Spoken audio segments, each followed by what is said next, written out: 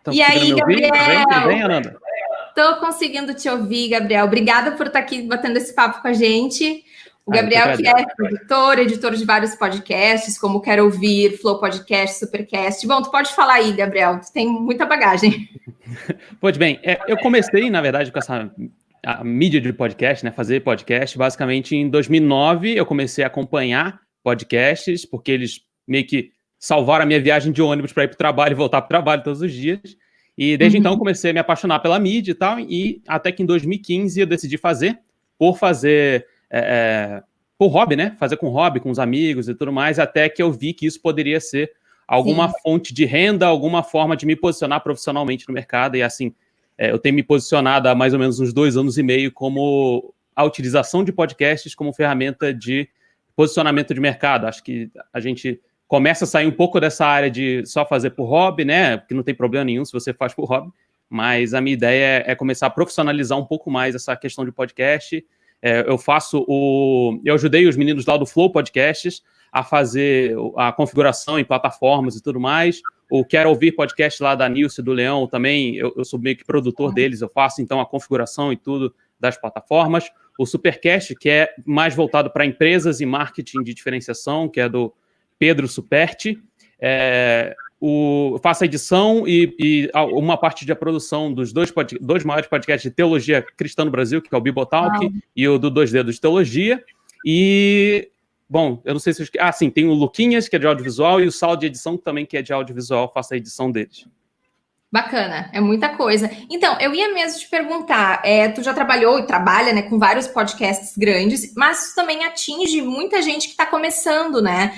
Tu tem um trabalho bem intenso no teu Instagram também e o teu curso. Então, o que tu acha, assim, do futuro? Porque, por exemplo, no ano passado, a Voxnest revelou um dado que o Brasil foi o país onde a produção de podcast mais cresceu no mundo, né? Segundo os dados da Voxnest. E esse pessoal que está começando, eles vão ter que seguir um caminho. Então, o que tu acha que vai ser, assim, o futuro da profissionalização dessa galera que está fazendo podcast agora?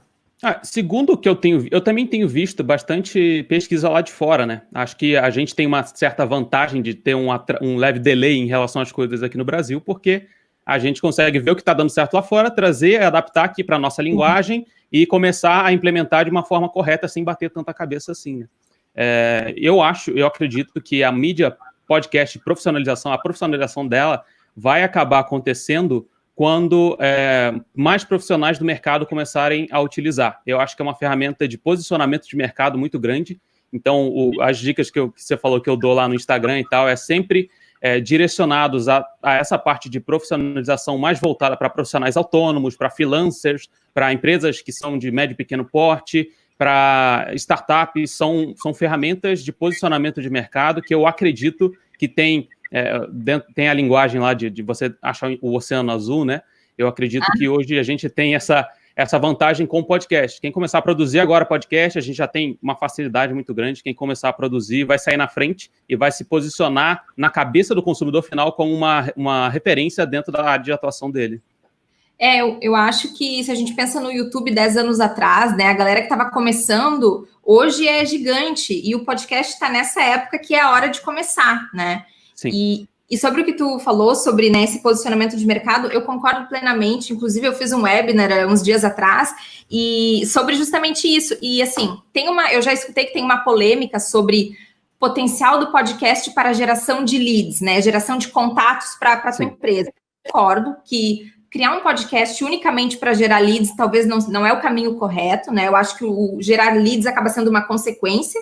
Mas, sem dúvida, o potencial do podcast para marketing, para as empresas, hoje é sensacional, porque é uma mídia de nicho, a pessoa vai escutar sozinha, geralmente, ela está se conectando com o conteúdo. Muitas vezes o podcast vai durar 1 hora ou mais e a pessoa está ali. Se ela está ali, ela está... Se tu criar uma coisa, provavelmente a chance dela comprar aquela coisa é muito maior. Então, eu acho que é super uma ferramenta de marketing. Assim. E é uma mídia muito de relacionamento. Eu acho que, assim, a gente tem agora, hoje em dia, uma facilidade muito grande de divulgar a mídia podcast, né? Antigamente você tinha que, pega o meu feed, bota no agregador, faz o download do MP3, bota no seu celular e tal. Hoje a gente tem uma facilidade muito grande de divulgar a mídia, de ter mais uma forma de relacionamento, e eu acho que ela permite que você se aprofunde bastante nos assuntos que você quer tratar. Ao invés de fazer um vídeo de 2 minutos para o seu IGTV lá, para o seu Instagram, você vai fazer um podcast de 30, 40 minutos com pessoas que são referência na área que elas estão falando e, por consequência, você vai acabar resolvendo muito mais problemas da sua audiência e tal. E nessa forma de se relacionar com as pessoas e resolver o problema delas, elas, com certeza, caso você seja uma empresa, elas vão comprar de você, elas vão ir atrás de você, elas vão confiar naquilo que você está falando, né? E até tu falou das entrevistas, né? Eu acho que esse aspecto de networking do podcast, quando tu tem entrevistas, é muito legal. Eu tenho o Cássio Politi, da Tracto, uma empresa de marketing de conteúdo, ele tem o Takeaways. E ele já falou várias vezes que ele faz uma entrevista e daí tu gera uma conexão com uma pessoa. Não adianta, tu fica 1 hora conversando com a pessoa, vocês vão trocar contatos, então tu vai acabar virando amigo, virando talvez um conhecido, um parceiro de negócio. Essa questão de fazer as entrevistas abre portas, assim, para depois outros negócios. Então, eu vejo isso também como uma grande vantagem, assim, tu trazer convidados. Total. Tanto para o entrevistado, para a pessoa que está sendo entrevistada, porque todo mundo gosta de falar de si, né? Então, é legal você trazer esse convidado, quanto para você mesmo, que, por exemplo, se for alguém que é uma referência dentro do mercado que você está, ele vai acabar trazendo um pouco dessa autoridade para o seu próprio podcast, porque ele permitiu dar uma entrevista para você, ele permitiu que você faça isso. E eu acho que isso atinge não só as pessoas... Aqui, quando a gente fala isso, muita gente acaba pensando em atingir milhões, atingir muita gente, atingir todas as pessoas, quando, na verdade, eu acho que no nicho é onde a gente vai conseguir se encontrar e se diferenciar cada vez mais. Eu estava conversando com alguns amigos uns dias atrás, vi algumas coisas sobre podcast, de um rapaz falando sobre um bate-papo sobre podcast lá nos Estados Unidos, né? E eles estavam comentando sobre número de downloads, o quanto de downloads que ele tem e tal, e até que um cara falou, minha média de downloads é de 200 pessoas por download. E ele é um cara que ele tinha muito contato com empresas, ele tinha muito contato com CEOs, ele tinha muito contato com gente do mercado, né?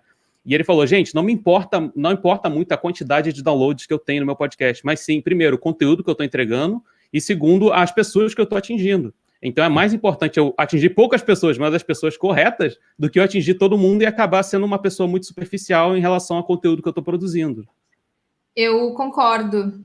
Não, sem dúvida. Eu acho que esse feedback qualitativo, eu recebo algumas perguntas também sobre, mas qual é o número ideal de downloads, etc. Mas acho que esse não é bem o caminho. Pensem nas mensagens que vocês recebem, no feedback dos entrevistados de vocês, naquilo que vai resultar esse relacionamento com os entrevistados. Eu acho que esse é o caminho, é uma coisa mais qualitativa do que quantitativa, né? Sim, total. E o podcast permite que você, como eu falei, entre com muita profundidade nos assuntos que você está tratando. Acho que e o ouvinte está acostumado a isso. Então, dificilmente ele vai estar dividindo a atenção dele com outra coisa. Então, ele vai estar focado a atenção dele para os seus 40 minutos, 1 hora, enfim, o tempo que for o seu podcast. E isso é uma ferramenta de identificação e assim, gera muita confiança em quem está te ouvindo. Sim. Eu fico pensando para os profissionais autônomos, né, e para as pessoas que querem se firmar dentro de uma área como autoridade. É muito bacana, porque você tem um podcast e daí aquilo vai acabar abrindo portas para você fazer palestras, para você fazer talks, assim, tipo que nem hoje, né? Para fazer um e-book, um treinamento, um programa de mentoria. Então, mesmo que não seja uma empresa, mesmo que seja você profissional, é uma grande ferramenta é um novo blog. Existem pessoas que falam que o podcast é um novo blog, eu concordo também. Total. E puxando a parte de monetização que você estava falando, eu acho que tem muito a ver, assim, nessa parte de profissionalização e funciona muito para um profissional autônomo. Mesmo que ele não vá vender nada propriamente dito dentro do podcast dele, ele sendo visto como uma referência no mercado, as pessoas vão atrás. Pensa num profissional de educação física que é um personal trainer, por exemplo, que produz um podcast específico ajudando as pessoas a terem uma saúde melhor. Quantas pessoas não queriam ter um atendimento, um acompanhamento dele mais de perto? Você produzir esse tipo de conteúdo vai te ajudar muito a ser entendido assim como referência no mercado. Sem dúvida. Eu vou selecionar, já que até tu mencionou monetização, tem uma pergunta aqui sobre monetização da Roberta, que ela pergunta, nos ads automáticos eu consigo controlar quais ads entram? Digamos que eu não concorde com o que está sendo veiculado em meu nome. Por enquanto, como essa monetização ainda está num período inicial, isso não é 100% possível. Então, a gente tem 2 possibilidades. Nos planos mais básicos, vocês não têm como filtrar os ads, mas assim que ele rodar, vocês podem solicitar que o Spreaker remova. Ele vai rodar algumas vezes e vai ser retirado a pedido de vocês. Nos planos mais profissionais para empresas, é possível hoje bloquear uma categoria de anúncios, mas não existe tecnologia suficiente para bloquear marcas, tá? Isso ainda é uma dificuldade da indústria, não é só do Spreaker, mas também de plataformas do exterior que trabalham com isso. Então, esse bloqueio, esse filtro das categorias tem algumas limitações. Mas, pelo menos, né, se rodar alguma coisa, vocês podem tirar e vocês sempre podem fazer um disclaimer para a audiência, os anúncios que entram não necessariamente refletem a opinião do podcast, algo do tipo, né? E eu acho assim, a pessoa que gosta do teu podcast vai estar sempre querendo que tu também continue fazendo podcast e gere receita com podcast. Sei lá, às vezes se eu vejo um vídeo do YouTube de um youtuber que eu gosto, às vezes eu até deixo rodar o anúncio porque eu gosto muito daquele conteúdo. Então, dá sempre para pegar esse approach, né? É uma saída bem boa, né? Porque, de novo, você falou de deixar os ads rodar, eu também faço isso, e até para podcast, por exemplo, se tem algum anunciante em algum podcast, eu vou lá, sei lá, na página, no Instagram do anunciante e falo, poxa, muito obrigado porque você está apoiando o podcast X, o podcast que eu gosto bastante, que eu acompanho, isso é importante, muito obrigado por confiar no trabalho deles e tal. Então, é legal ter essa relação com o público também, né? Acho bacana. Tem uma pergunta aqui, qual a melhor, que eu também quero fazer para ti, Gabriel, porque eu acho que tu tem bastante experiência, né, com podcasters que com certeza geram receita, que é do Tripulantes da Luz. Qual a melhor forma de abordar um possível patrocinador e quanto cobrar por patrocínio é uma coisa mais relativa, mas a melhor forma de abordar um patrocinador, o que tu vivenciou, assim, né, com os podcasts que tu trabalha? O que eu acho, assim, que funciona bastante, né, de acordo com o que eu tenho visto, é abordar o patrocinador que vai ter um fit, que tem a ver com o seu público. Você já falou um pouco disso, mas é importante que o patrocinador seja alguém que que o seu ouvinte vá se identificar e pode ser um possível comprador. Eu queria dar um passinho um pouco para trás em relação a pensar em patrocinador, para pensar em relação a você conhecer o seu público. Então, é importante que você saiba analisar as estatísticas, saiba analisar qual que é a idade do seu público, se ele costuma consumir na internet, que tipo de conteúdo ele costuma consumir na internet, que tipo qual a idade dele, qual que é a faixa etária, enfim. Você consegue ter essas informações, mesmo que básicas, vai te ajudar na hora de abordar um patrocinador, um possível patrocinador, porque você vai ser muito mais propositivo quando você entrar em contato com ele. Então, você vai falar, olha, eu tenho um podcast, eu falo sobre esse assunto aqui em específico, o meu público é esse aqui. Que tal se a gente fizer um teste de você patrocinar um programa, de eu colocar o seu programa, ou até mesmo, acho que no início acaba ficando mais fácil você pedir talvez um cupom de desconto, alguma coisa mais voltado para o seu podcast, para gerar, primeiro, para a empresa que está recebendo você lá para te ouvir falar uma certa confiança, porque eu vou supor aqui que ela não conhece, ela não sabe o que é podcast, não sabe quem é você, o que você faz, como é que ela vai ter um resultado sobre aquilo? Lembrando que a gente precisa pensar em empresas, não em hobbies, né? Então, quando você está abordando alguém, a pessoa precisa saber e precisa entender o que ela vai estar ganhando de vantagem. Eu acho que é legal a primeira abordagem ser um cupom de 5%, 10% de desconto no produto da empresa, ou até mesmo um teste grátis, alguma coisa assim, que eu acho que vai gerar confiança na empresa que você está abordando e também vai ajudar o seu ouvinte a testar aquilo lá, né? Porque às vezes nem sempre o seu ouvinte consegue comprar ou consegue ter ticket para comprar, orçamento para comprar aquilo lá. Sim, eu concordo, e eu acho que bater na tecla da mídia de nicho com o teu apoiador, o patrocinador, é muito importante. Inclusive, é isso que assim, no Spreaker, acho que o ano que vem, principalmente, né, esse ano que vem, a gente quer começar a falar também com as marcas, porque, assim, a monetização, seja ela por branded content, menções ou por programático, vai ficar melhor conforme as empresas, as marcas também vão investindo em podcast. Então, a gente também quer levantar essa bandeira de marcas investam em podcasts, porque essa é uma mídia de alto nicho. Os ouvintes do podcast geralmente tendem a ser fiéis, então vocês tendem a ter mais resultados no podcast, em que o podcast vai estar ali ouvindo exclusivamente, a pessoa vai estar ouvindo o podcast exclusivamente, ok? Indo na academia, lavando louça, do que nas redes sociais, em que o teu anúncio vai ser bombardeado por 1000 outras coisas. Então, essa coisa das marcas, alô marcas, né? Invistam nos podcasts. E é bom, e é legal a gente, como podcaster, como produtor de podcast, também pensar nessa profissionalização, né? Porque não adianta nada a gente estar cobrando das empresas que elas invistam quando a gente está, de certa forma, sendo um relapso com as nossas próprias informações. Então, tem um Media Kit bonitinho, a Nanda mostrou aí no Canva, eu utilizo o Canva pra caramba para fazer as coisas, indico o Canva. Você consegue fazer um Media Kit bonitinho, se preocupe com o design, se preocupe com a apresentação do seu podcast para as pessoas, para elas poderem ter uma confiança, né? Eu vi uma pesquisa um tempo atrás que o design, ser um bom design, leva uma média de 70% de mais confiança nas pessoas que estão vendo aquilo lá, porque você, né, acaba falando, não, ok, o cara levou a sério isso aqui que ele está fazendo. Então, pegue as informações dos seus ouvintes, entre em contato com as empresas e seja propositivo, no sentido de, vamos tentar essa abordagem aqui de desconto, vamos tentar fazer um episódio patrocinado, de repente convida o presidente, o gerente de marketing da empresa para participar de um episódio que você acha que pode ser interessante para ele, tenta montar uma temporada, por exemplo, vamos fazer um podcast patrocinado pela sua marca com uma temporada de 5 episódios em que a gente vai estar entrevistando pessoas da área. Eu acho que vai ser super bom, super positivo para a gente e super positivo para a empresa que está recebendo isso, porque, de certa forma, o nome dela vai estar sendo propagado aí também, né? Sim, e falando em questões de empresa, eu lembrei de um exemplo bem bacana, que eu não sei se aconteceu no ano passado ou no ano retrasado, que a 99 Táxis fez o 99 Cast, se eu não me engano, junto com a RefDef, com a produtora de podcast RefDef, para motoristas do 99.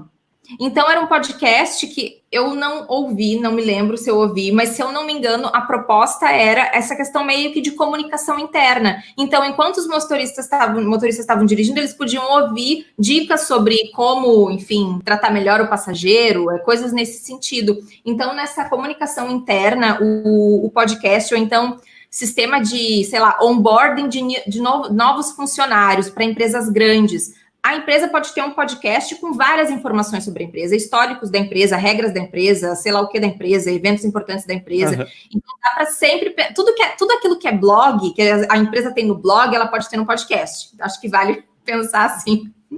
O curioso de você ter falado disso do podcast da 99 é que semana passada um cara entrou em contato comigo por e-mail porque ele quer fazer um podcast para caminhoneiros, para dar dicas para os caras específico, exclusivo só para caminhoneiros. Ele tem uma startup e tal, ele quer fazer.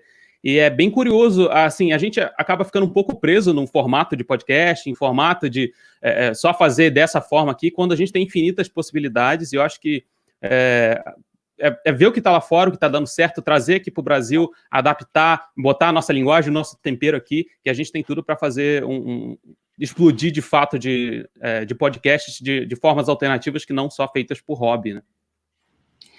E o que tu acha, assim, qual seria a tua dica hoje, de repente, para um podcast que está um pouco perdido, podcaster independente, e quer se tornar mais profissional? Tu acha que o caminho é Media Kit, procurar marcas, ou o caminho é mais a questão de edição profissional? O que tu sugere, assim, para os teus clientes, por exemplo? Como é que é isso?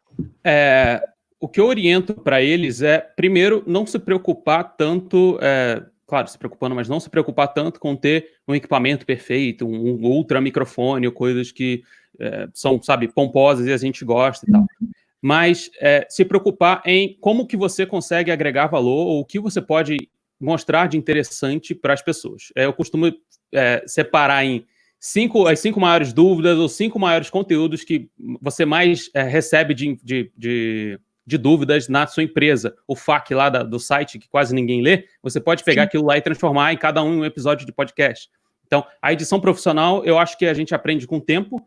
Todo mundo quer saber como é que faz uma edição super profissional e tal, mas isso você vai aprender com o tempo. Eu aprendi isso com o tempo. Eu estou 7 anos editando podcast e até hoje eu aprendo alguma coisa, então não deixa que isso te pare, sabe? Procure pensar em assuntos que são relevantes para a sua audiência, assuntos que são relevantes para as pessoas que estão te ouvindo, possíveis dúvidas, possíveis assuntos que vão interessar a eles, e aí sim você começa a produzir conteúdo para eles de forma profissional, né? Porque você vai estar, de fato, conversando diretamente com eles. E aí, eu falo dos 5 primeiros, porque a partir daí os assuntos vão se desdobrando e eles mesmos vão começar a falar.